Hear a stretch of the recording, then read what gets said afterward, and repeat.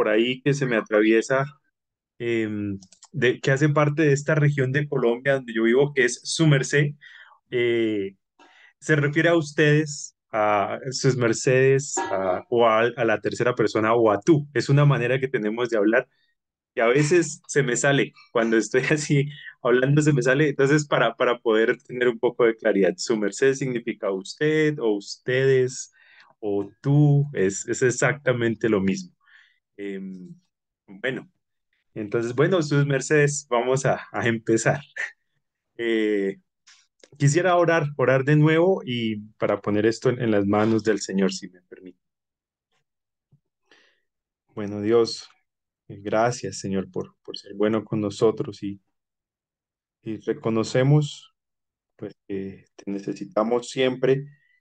Gracias por tu palabra y te ruego, Señor, que seas tú quien hable, quien nos enseñe, por favor. En Cristo Jesús. Amén. Bueno, entonces voy a empezar compartiendo pantalla. Voy a por acá a ver cómo me va.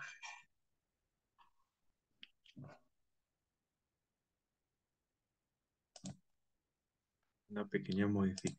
Aquí regálenme un segundito, por favor. Oh, mm,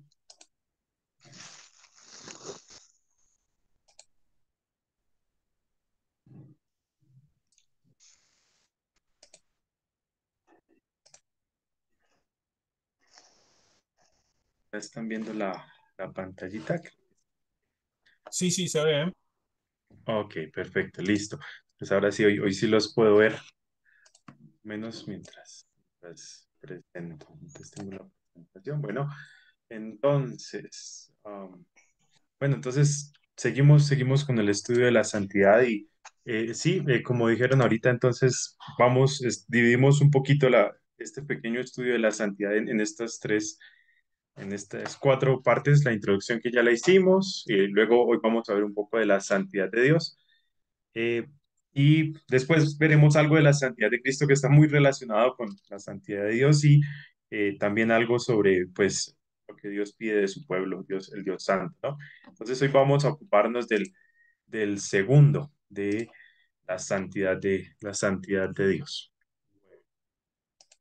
Eh, un pasaje clásico para hablar de la santidad de Dios es Isaías 6, del 1 al 7. Quizás muchos lo hayan visto, pues habla básicamente acerca de la visión que tuvo Isaías, pues de Dios, de cuando vio al Dios Santo, ¿no? Y pues me parece muy útil para hablar de eso. Hay muchos pasajes de donde se puede hablar más cosas de la santidad, del significado de la santidad y lo que pasa cuando alguien ve la santidad de Dios. Sin embargo, pues vamos por lo que ha sido muy útil para muchas personas durante mucho tiempo. Isaías capítulo 6 desde el versículo 1 al 7. Entonces vamos sencillamente a leerlo una vez y después hacer unos pequeños comentarios. Bueno, entonces lo voy a leer, lo voy a leer. O no sé si alguien quisiera, si alguien se animara a leerlo también, sería completamente posible. Si alguien se anima a leerlo. Lo leo, Perfecto. voy. En el año que murió el rey Usías, vi yo al Señor sentado sobre el trono alto y sublime, y sus faldas llenaban el templo.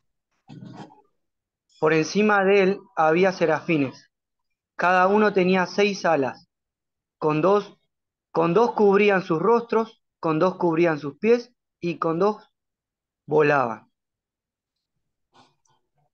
Y el uno al otro daban voces diciendo, Santo, Santo, Santo, Jehová de los ejércitos. Toda la tierra está llena de su gloria. Y y los quiciales de la puerta se estremecieron con la voz de lo que clamaba, y la casa se llenó de humo. Entonces dije, ay de mí, que soy muerto, porque siendo hombre inmundo de labios y habitando en medio del pueblo que tiene labios inmundos, ha visto mis ojos al Rey, Jehová de los ejércitos. y voló hacia mí uno de los serafines, teniendo en su mano un carbón encendido, tomando del altar con unas tenazas, y tocando con él sobre mi boca, dijo, He aquí que esto tocó tus labios, y es quitada tu culpa y limpio tu pecado. Muchas gracias, muchas gracias. Bueno, es un pasaje impresionante, muy, muy chévere realmente. Cada vez que lo leo y que uno empieza a pensar sobre este pasaje, hay muchas cosas que vienen a la mente, muchas cosas que se pueden aprender y muchas cosas, de hecho, con las que uno puede hacer relaciones, ¿no? Con otros pasajes de la escritura y pues espero si alcanza el tiempo poder hacer una pequeña relación al final del Salmo 99 con este pasaje en Isaías. Bueno, vamos a leerlo de nuevo y hacer y a ir explicando unas pequeñas cositas para llegar a quizás a entender un poco más de la santidad de Dios, ¿no? Hasta ayer solamente veíamos cómo está relacionada, hasta ayer, perdón, la clase anterior, hace 8 días, veíamos cómo estaba un poco relacionada la santidad de Dios con su grandeza, ¿no? Pues hoy vamos a expandir un poco más acerca de qué es la santidad de Dios. No podemos profundizar porque eso necesitaríamos una eternidad para hablar de todo lo que es Dios, ¿no? De todo lo que es la santidad de Dios. Seguimos aprendiendo siempre, pero bueno, leamos un poquito este pasaje a ver qué más aprendemos, ¿no? Entonces, bueno, empezamos a ver, bueno, en el año que murió el rey Usías, vi yo, Isaías, al Señor sentado sobre un trono alto y sublime y sus faldas llenaban el templo. Bueno, un poquito de contexto, él nos está hablando del rey Usías, ¿no? En el año que murió el rey Usías, y esto de alguna manera es un poco interesante pensar en qué pasó en este año en que murió el rey Usías, ¿no? El rey Usías fue después de unos reyes malos, fue un rey bueno. De hecho, si recuerdan, el pueblo de Israel se dividió en el reino del norte, en el reino del sur, eh, y este fue pues un rey del reino del sur, donde estaba Jerusalén, donde estaba el templo. Y este rey Usías sencillamente fue uno de los reyes buenos que empezó a reinar cuando tenía 16 años. A él lo pusieron en el reinado. Si uno lee con cuidado el texto, pues de donde aparece todo esto, no, en Segunda de Crónicas, creo que es el capítulo 26, no fue que él llegó allá, sino que lo pusieron también, pero pues cuando era joven. Y pues al principio fue un rey muy bueno. Y con muchas cosas respetables, volvió a la ley de Dios, hizo cosas de ingeniería, por ejemplo, su ejército creció mucho y también tengo de hecho una imagen ahí de torres porque esto parece que es como de un videojuego o algo así, pero pensando en las torres de esa época, ahí en Crónicas dice que él, por ejemplo, contrató ingenieros para que diseñaran maquinaria especial para colocar en las torres y defender las ciudades y eso es demasiado interesante. Pero pues este rey creció tanto que quizás se llenó de soberbia o algo así y él quiso ofrecer incienso. Aquí tenemos una pequeña imagen de alguien ofreciendo incienso en el templo, pero es que él era rey, él no era sacerdote y el incienso solamente lo podían ofrecer los sacerdotes. Algo muy similar a lo que hizo el primer rey de Israel, Saúl, que ofreció unos sacrificios de paz cuando no le tocaban y pues con Dios no se puede jugar así, ¿no? Solamente Dios dice cómo se hacen las cosas y así han de hacerse. Bueno, a causa de esto Dios lo castigó con lepra y en últimas terminó su reinado y eh, en una casa aislado y él nunca más pudo volver a entrar al templo, nunca más. Los reyes podían entrar hasta la parte de los sacrificios, eh, pero a él se le prohibió precisamente volver a entrar al templo y lo mismo, estar apartado del pueblo y todo eso, vivir totalmente apartado a causa del castigo de Dios que le colocó dándole lepra pues por hacer algo que Dios nunca le mandó que hiciera. Bueno, murió este rey que de alguna manera le daba estabilidad al pueblo y todo eso, y pues ahí es cuando Dios se le aparece a Isaías, ¿no? Isaías, uno de los profetas de Dios, ¿no? Y bueno, esto es interesante porque En este tiempo, cuando cada vez que un rey muere, hay algo de inestabilidad en los reinos, ¿no? Y aparte de eso, pues el reino viene casi que en su vida, por decirlo así, en cuanto a su nivel económico, militar y todo eso, pero el rey empieza a decaer hasta que muere. Y pues cualquiera podría quedarse como medio asustado o algo así, ¿no? Pero pues ahí interviene Dios a hablar con Isaías y bueno, lo que habla y todo eso después, Dios mediante lo veremos ya después. Pero bueno, este es el contexto cuando pasa eso. Y Dios se le aparece a Isaías en un contexto difícil, en un contexto en la que quizás hasta el mismo profeta o muchas personas podrían estar preocupados acerca de ese futuro.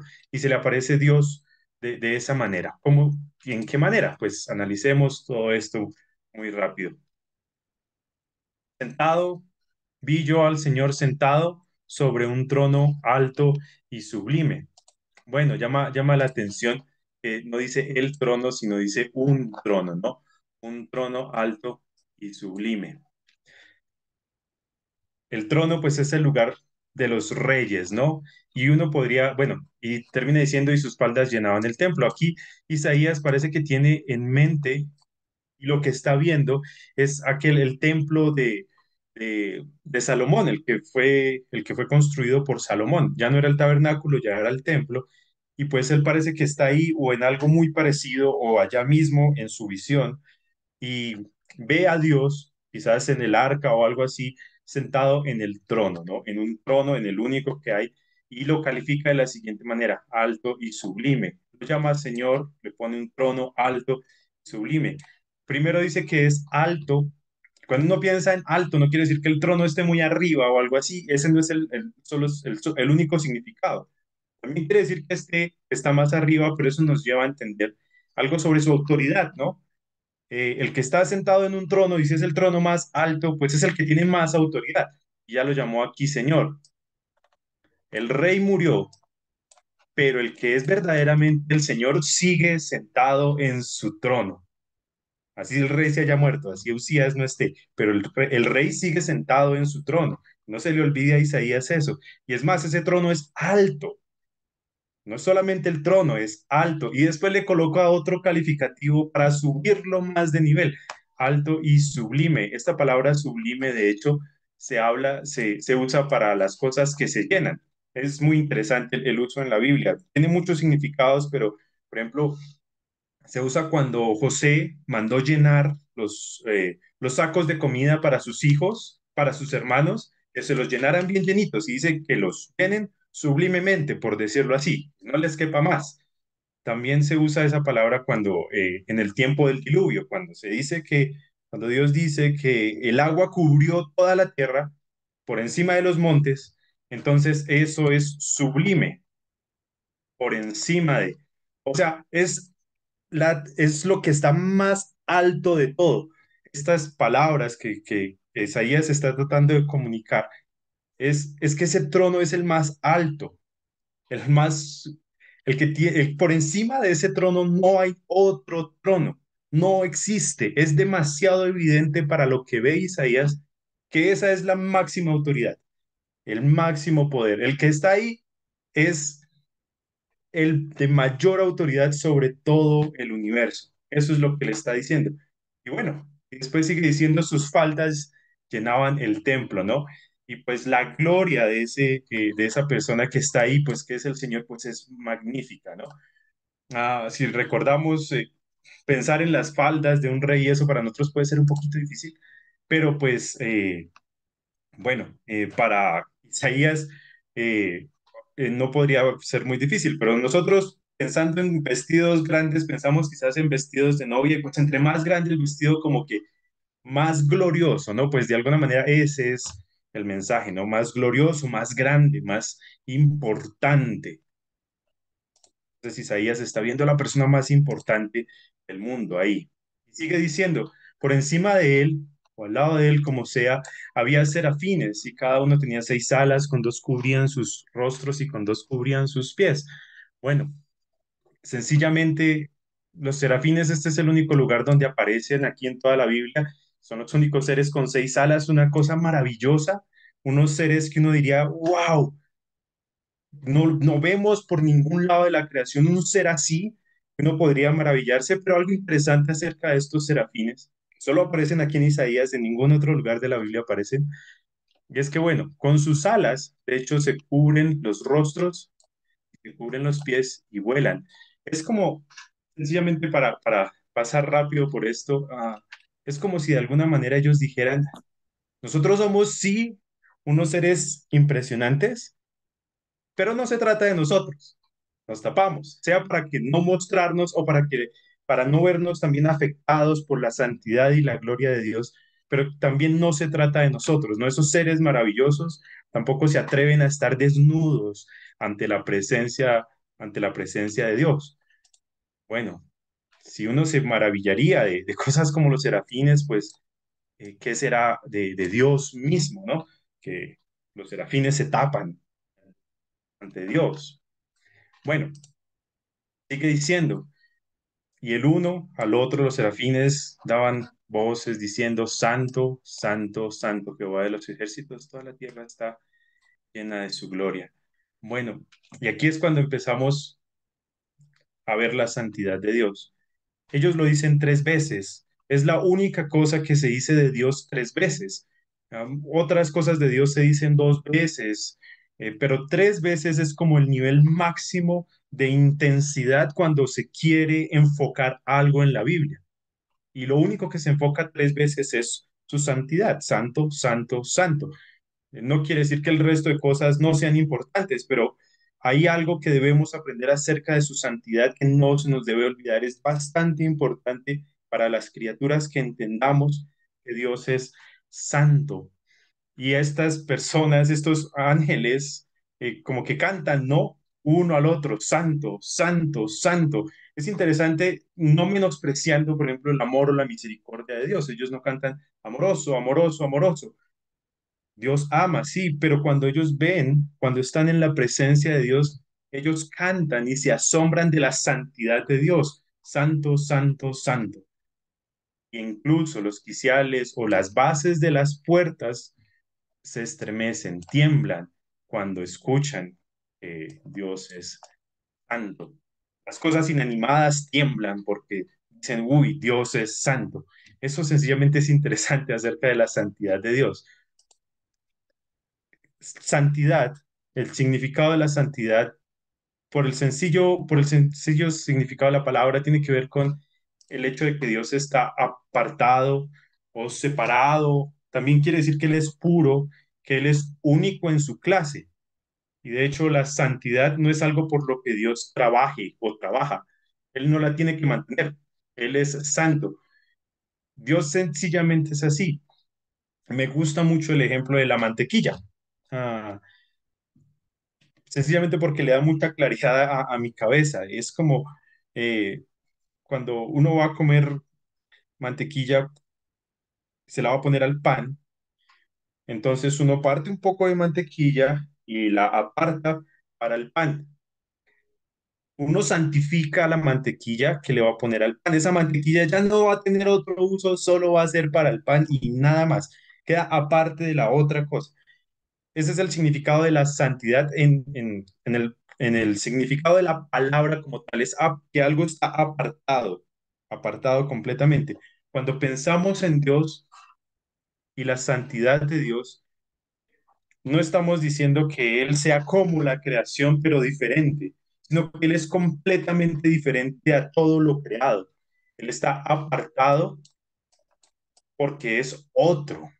O sea, Dios no es como su creación, aunque las cosas de su creación reflejan parte de lo que Él es, Dios es completamente diferente. Dios está separado porque tampoco puede ser influenciado de alguna manera por su creación, aunque hay una relación y todo eso, pero Él es otro, Él es completamente otro. Y eso tiene entonces relaciones con lo que tiene que ver con su pureza, porque cuando pues lo vamos a ver más adelante, Él no se puede contaminar con su creación, a Él nada lo contamina porque Él es otro, porque Él es único en su clase.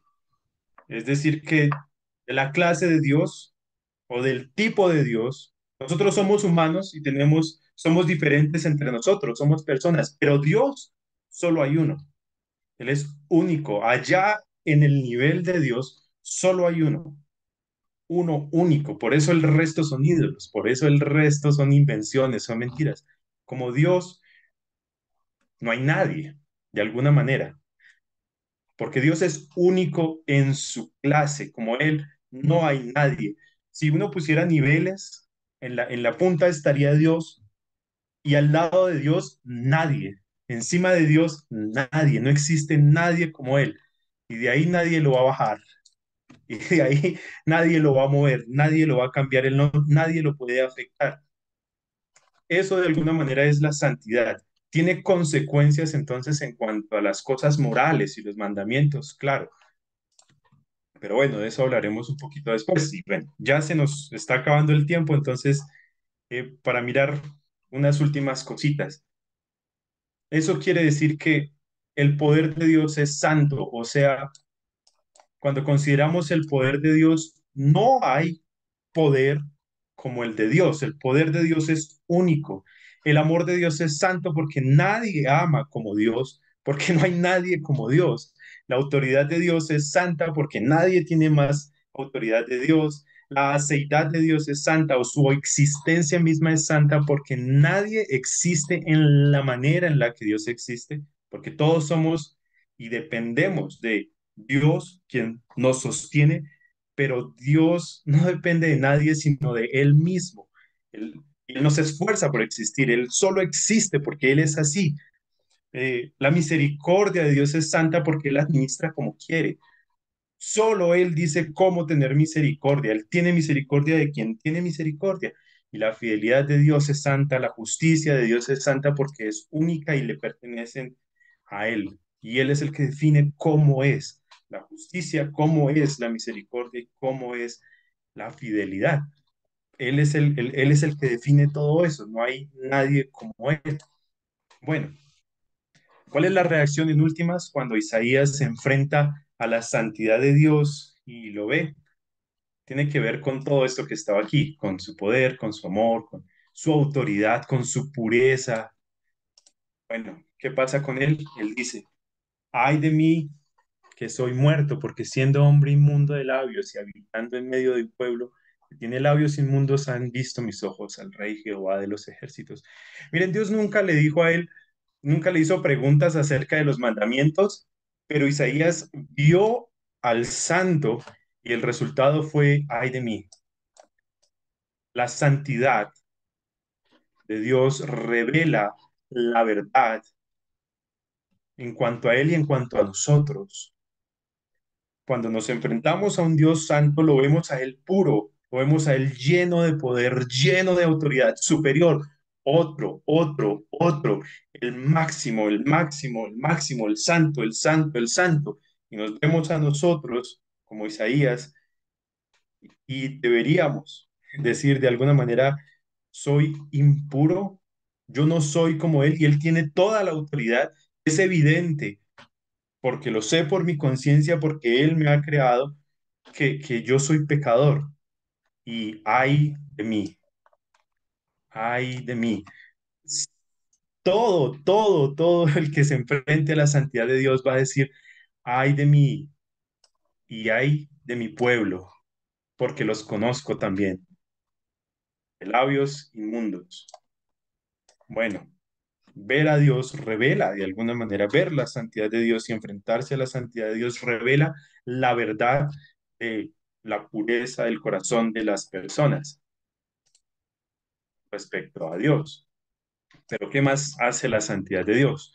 Bueno, sigue diciendo, y volvió hacia mí uno de los serafines, teniendo en su mano un carbón encendido tomado del altar con las tenazas, y tocando sobre él mi boca, dijo, he aquí esto es puesto en tus labios, esto tocó tus labios, y es quitada tu culpa y limpio tu pecado.